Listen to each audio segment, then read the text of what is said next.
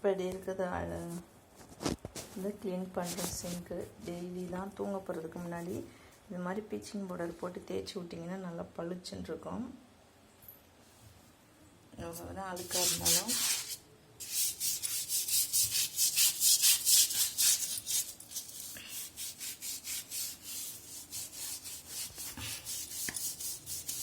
மற்ற இது போடுறத விட ப்ளீச்சிங் பவுடர் வாரத்தில் ஒரு தடவை 2 நாளைக்கு முன்னாடி 3 நாளைக்கு ஒரு தடவை அப்படி போட்டு கழுவுனிங்கன்னா நல்லா பளிச்சுன்னு இருக்கும். பாத்திரத்தை அதிலே போட்டு கழுவுறதுனால சுற்றி அழுக்கு அப்படியே பிடிச்சிட்ருக்கு. மாதிரி ப்ரெஷ்ஷை வச்சு தேய்ச்சி விட்டிங்கன்னா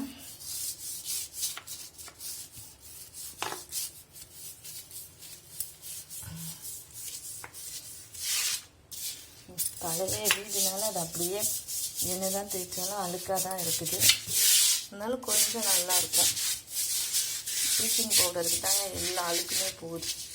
வாசம் பிடிச்சிருந்தாலும் நல்லா தேய்ச்சி விட்டோம்னா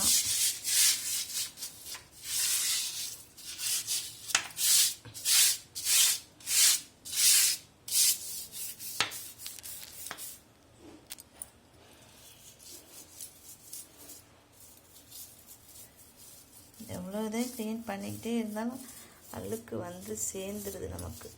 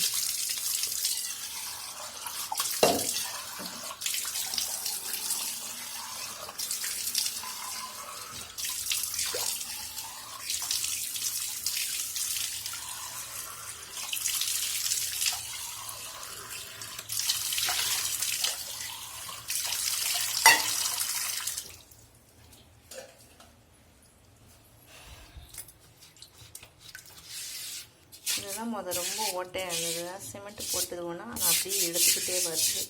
அதை வந்து சரி பண்ணணும். இது நல்லா இருக்கு.